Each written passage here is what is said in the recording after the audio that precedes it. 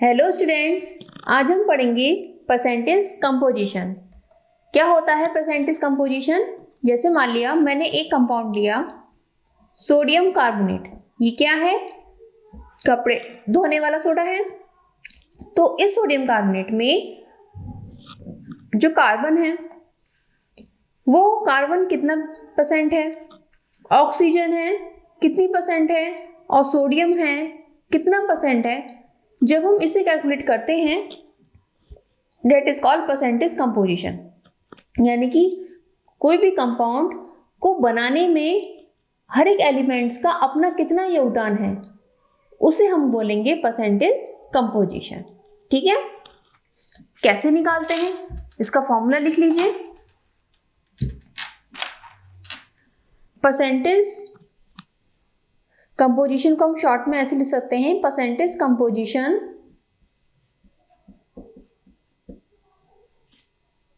Of x. कोई भी हमने कंपाउंड लिया उसमें एक्स मान लिया, हमने एक्स वाई एक कंपाउंड लिया है। ठीक है, तो उसमें एक्स का कंपोजिशन कितना, वाई का कितना है, उसको निकालने के लिए mass of x upon mass of sample. Sample यानी कि ये पूरा जो हमें कंपाउंड दिया गया है एक्स वाई, या इसको थोड़ा सा और ढंग का बना देते हैं X2Y3। ये मान लो आप एक कंपाउंड है आपके पास, आपको उसमें एक्स का कंपोजिशन परसेंटेज में निकालना है। तो कैसे निकालेंगे? मास ऑफ एक्स लिखेंगे upon mass of sample into 100। ये है फॉर्मूला परसेंटेज कंपोजिशन का। ठीक है, अब इसी पे बेसिक क्वेश्चन करते हैं। आपने ये नोट कर लिया? मैं इसे रब कर दूं। ओके, अब हम ये क्वेश्चन करते हैं। Calculate the mass percent of different elements present in sodium sulfate। Sodium sulphate. अच्छा, एक चीज और इसमें ध्यान देनी है, ये जो मास परसेंट दिया है डेट इज परसेंटेज कंपोजिशन, क्योंकि जो कंपोजिशन होता है वो बाय मास ही तो होता है। हमें जैसे मान ले 100 ग्राम सोडियम सल्फेट में हमारा सोडियम कितना है, 46 ग्राम है। हम इस तरह से निकाल रहे हैं, तो एक तरह से हमारा वो परसेंटेज में जो आ रहा है वो मास के बेस पर आ रहा है, तो हमने इसको दूसरा नाम दे दिया मास परसेंट। तो यहाँ कंफ्यूज नहीं होना है, तो हमें यहाँ निकालना क्या है, परसेंटेज कंपोजिशन ही निकालना है। ठीक है, चलिए देखते हैं। सोडियम सल्फेट का फॉर्मूला लिखा Na2SO4। अब चूंकि हमें हर एक का निकालना है, सोडियम का अलग निकालना है, सल्फर का अलग, ऑक्सीजन का अलग, तीनों एलिमेंट्स का निकालना है, तो उसको निकालने के लिए हमें मास ऑफ सैंपल चाहिए। मास ऑफ सैंपल कहाँ से आएगा? हम हर एक के मॉलिक्यूलर मास को जोड़ देंगे। सोडियम का होता है 23, चूंकि 2 एटम है, इंटू 2, प्लस सल्फर का 32, प्लस ऑक्सीजन का 16 होता है। एटॉमिक वेट तो इतना ही होता है, याद है सबको? हाँ, जल्दी जल्दी याद कर लो, नहीं याद हुआ है तो। ठीक है, इस तरह से हम निकालेंगे। कितना आ गया हमारे पास? निकालो भाई, कितना आया? 46 प्लस 32 प्लस 64 इजिकल टू आ गया ये हमारा 142। ठीक है, इतना हमारा क्या आ गया, ये मास ऑफ सैंपल। अब हम निकालेंगे मास परसेंट, मास परसेंट या percentage composition of sodium is equal to mass of sodium upon mass of sodium sulphate into 100। 100 क्यों करते हैं? क्योंकि हमें परसेंटेज में निकालना है। रख दो वैल्यूज। सोडियम का मास कितना है यहाँ पे? 46। देखिए आप यहाँ, ये 46 है, दैट इज 46 अपॉन 142 इंटू 100। इसको कैलकुलेट कर लीजिए, कितना आएगा? कर लो आप कैलकुलेटर में, ये लगभग आएगी value 32.39%. Clear? Next, mass percent of sulphur, sulphur का मास कितना है 32 upon mass of Na2SO4 142 into 100, ये वैल्यू आ गई हमारी लगभग 22.54%। ठीक, ऐसे आप ऑक्सीजन का निकाल लो, मैं इतना रब कर रही हूँ, ये नोट कर लिया होगा आपने। ऑक्सीजन का निकालने के लिए mass percent of oxygen is equal to mass of oxygen कितना है Na2SO4 में 64 निकाला था हमने अपॉन 142 इंटू 100, ये वैल्यू लगभग आ गई हमारी 45.07%। ठीक है, तो हमारे पास तीनों की वैल्यूज आ गई हैं। अब आप इनको जोड़ेंगे 100 आएगा। अपना क्वेश्चन चेक कर लीजिए, ये तीनों वैल्यूज आप जोड़ेंगे तो कितनी आएंगी 100। तो इससे आप अपना क्वेश्चन चेक भी कर सकते हैं। क्लियर हो गया? इस तरह से हम परसेंटेज कंपोजिशन की प्रॉब्लम्स को सॉल्व करेंगे। चलिए अब नेक्स्ट आगे बढ़ते हैं। हमारे छोटे छोटे टॉपिक्स हैं आज, empirical formula and molecular formula. कैसे निकालते हैं इसको, क्या होते हैं ये? सबसे पहले चलते हैं empirical formula.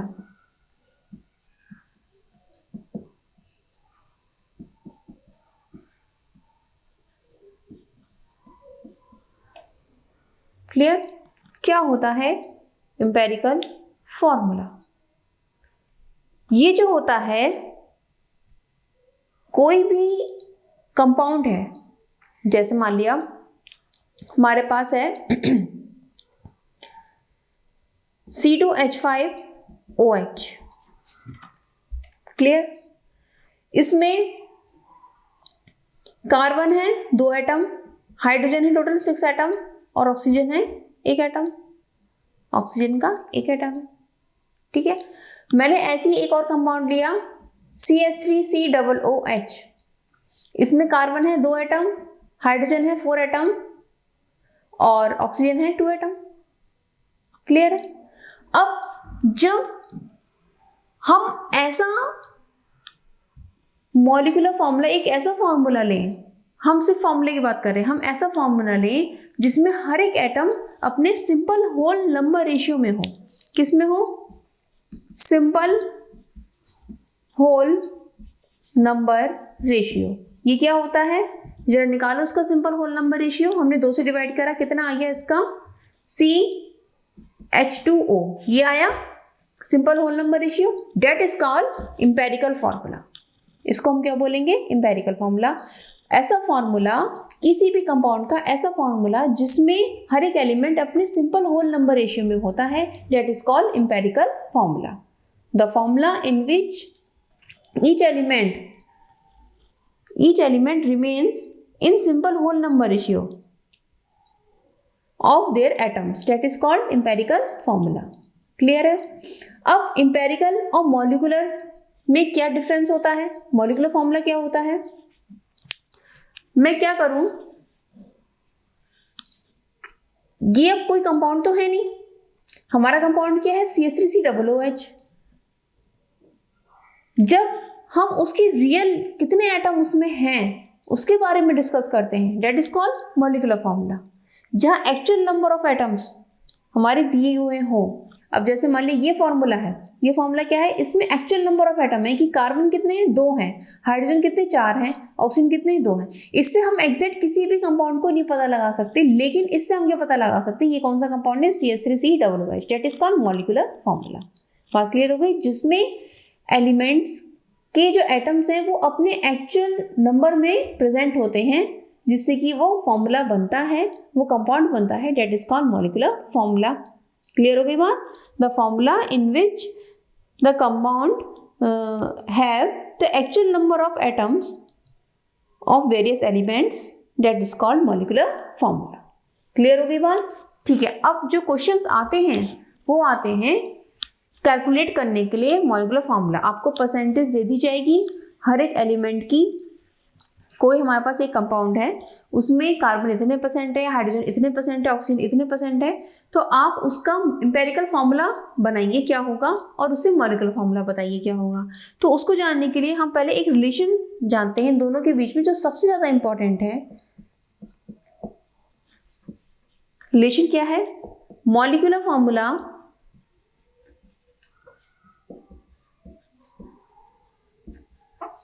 Is equal to n into empirical formula.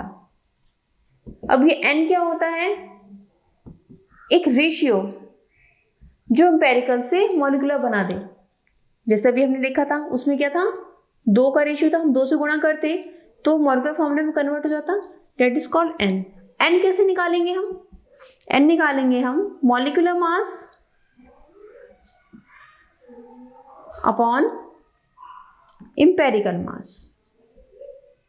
इसको रटते नहीं है, अभी समझते हैं ये आई क्यों है, कहाँ से आई हैं। अभी हमने एसिटिक एसिड पढ़ा था, C2H4O2। ये क्या है हमारा? Molecular formula. ये क्या है? Molecular formula. हमने इससे क्या बताया आपको? ये है हमारा एम्पिरिकल फॉर्मूला। ठीक है, अब हमने कैलकुलेशन करी पूरी, कार्बन की परसेंटेज आपको दे दी, हाइड्रोजन की परसेंटेज दे दी, ऑक्सीजन की परसेंटेज दे दी, और आपको बताना है एम्पिरिकल फॉर्मूला क्या होगा। आपने निकाल लिया एम्पिरिकल फॉर्मूला, कैसे निकालने वो मैं अगले स्टेप में बताऊंगी। एम्पिरिकल फॉर्मूला आपने निकाल लिया, अब आप उसको मॉलिक्यूलर फॉर्मूले कैसे निकालोगे? तो आपको सोचो इसमें कितना, हमारा ये तो हमें आंसर पता है, लेकिन हमसे ये पूछा गया है तो हम कैसे निकालेंगे? एम्पिरिकल फॉर्मूले का वेट को हम मॉलिक्यूलर फॉर्मूले के वेट से डिवाइड कर दे तो हमें वो नंबर पता चल जाएगा कितना होल नंबर इसमें ज़्यादा है। यहाँ हम 2 से गुणा कर रहे हैं, ठीक है। जैसे मान लिया आपने इसको वेट करा, कितना आया इसका वेट, निकालो। कार्बन का यहाँ पर 24 + 4 + 32 60 आ गया। इसका निकालो वेट कितना आया, कार्बन का 12, 2 and 16 30 आ गया। अब आपने क्या करा, यहाँ पे रख दिया इसको, मॉलिक्यूलर मास 60, एम्पिरिकल मास 32 आ गया।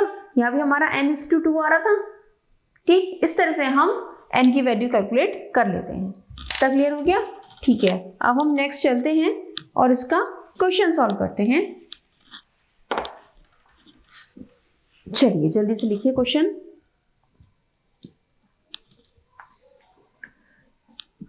A compound of C, H and O contains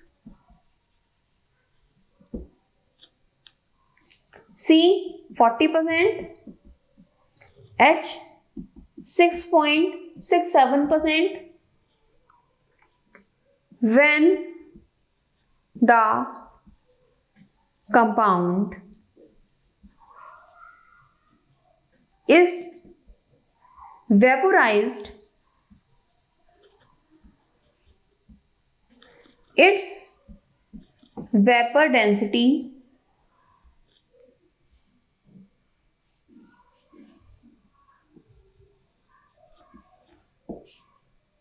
found to be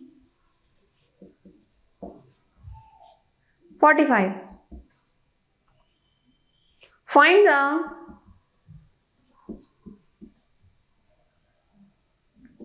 empirical and molecular formula। Short में लिख दिया, कंप्लीट लिख लेना। Find the empirical and molecular formula. अब देखिए आपको क्या दिया हुआ है, C 40% है, हाइड्रोजन 6.67% है, ऑक्सीजन आप निकाल लोगे, इन दोनों को जोड़ो, कितना हो गया 46.67 और 100 से माइनस कर दो,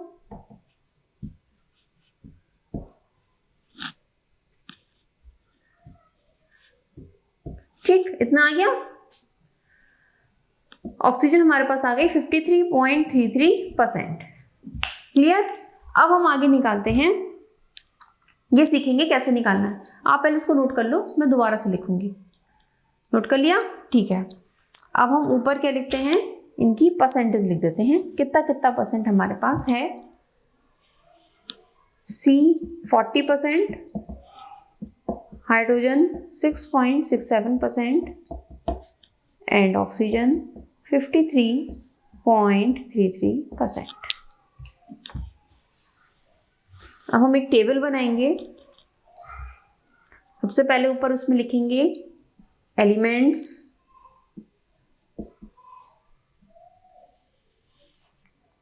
then percentage,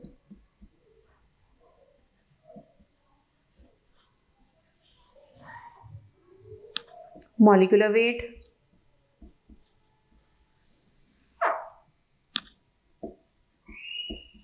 relation between molecular weight and percentage। उसके लिए क्या करते हैं, रिलेटिव नंबर ऑफ एटम्स बोलेंगे इसे शॉर्ट में, और यहाँ पे सिंपल रेशियो।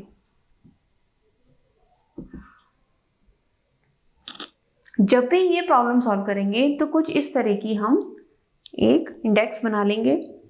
हमारे पास कार्बन है, हाइड्रोजन है और ऑक्सीजन है, 3 एलिमेंट्स का बना हुआ है हमारा कंपाउंड। परसेंटेज लिख ली, ये 40% है, ये 6.67% है, ये 53.33% है।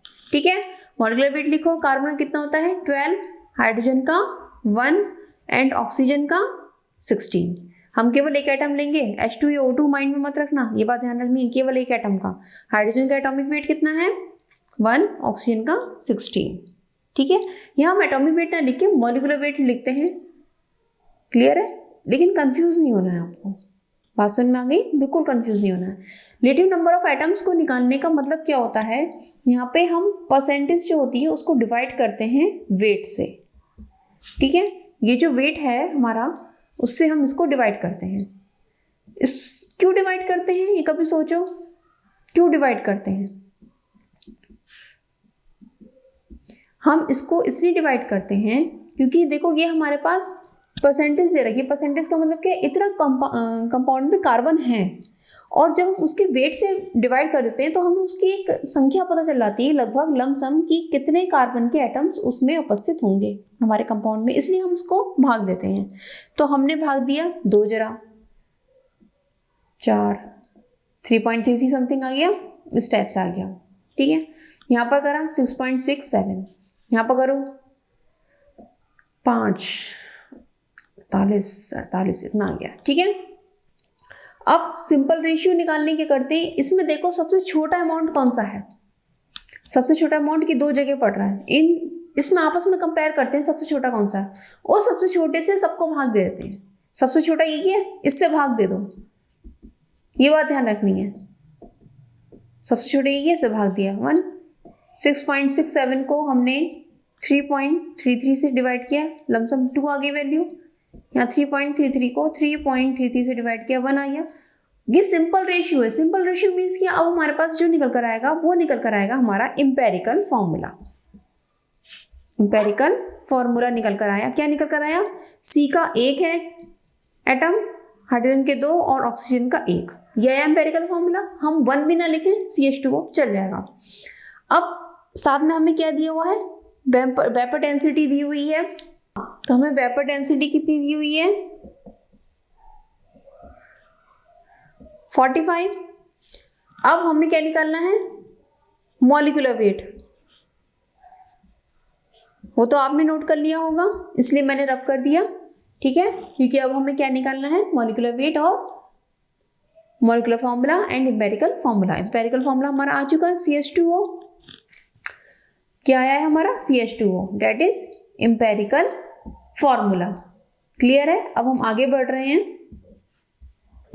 वेपर डेंसिटी 45 है, मॉलिक्यूलर वेट कितना है हमारा, कैसे निकालते हैं, molecular weight is equal to 2 into vapour density. Vapour density को मैंने शॉर्ट में VD कर दिया है।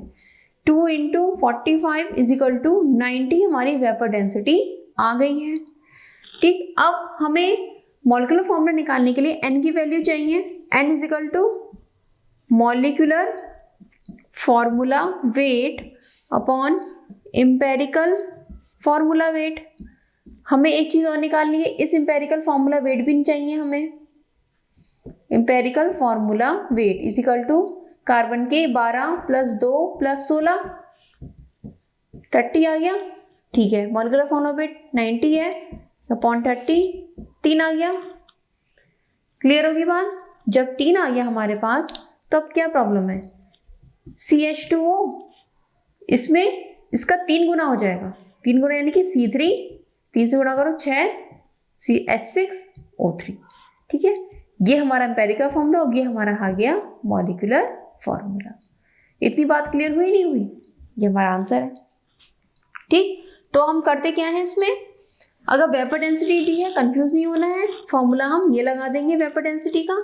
ठीक है, हमारे पास मॉलिक्यूलर वेट आ गया, जो हमारा एम्पेरिकल फॉर्मूला निकल कर आया हम उसका वेट निकालेंगे, वेट हमारे पास ये निकल कर आ गया, ये वाला फॉर्मूला लगाएंगे, मॉलिक्यूलर वेट को एम्पेरिकल वेट से डिवाइड कर देंगे, n की वैल्यू आ गई, जितनी वैल्यू आई उतने से गुणा कर देंगे हम उसके इंटीग्रल को।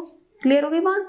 तो इस तरह से हमारा ये प्रॉब्लम सॉल्व हो जाएगी। अब मैं एक क्वेश्चन आपको देती हूँ, आप खुद से सॉल्व करेंगे। ठीक है, चलिए लिखिए उस क्वेश्चन को। A compound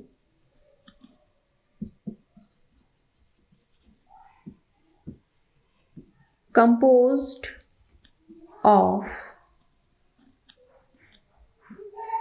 carbon, hydrogen and chlorine contains carbon 10.04%, chlorine 89.12%, the vapor density short में लिखा है VD मैंने of the compound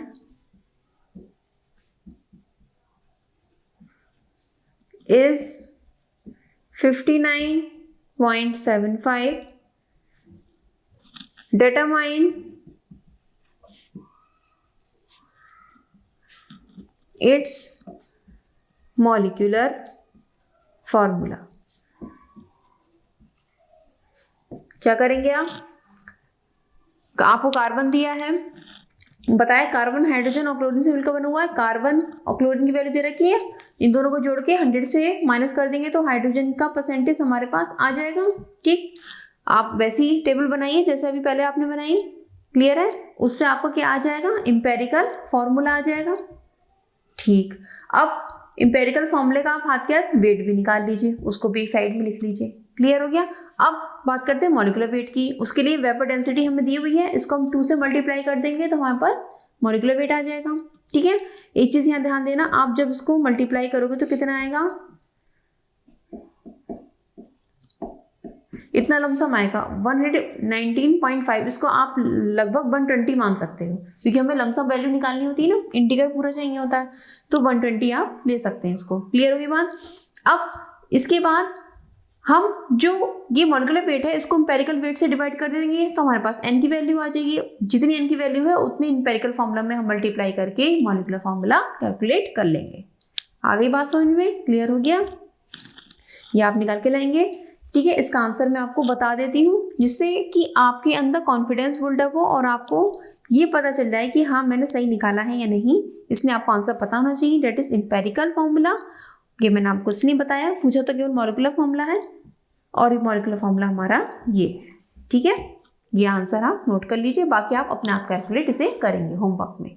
ठीक है, तो आपका ये जो है empirical molecular formula percentage composition complete होता है।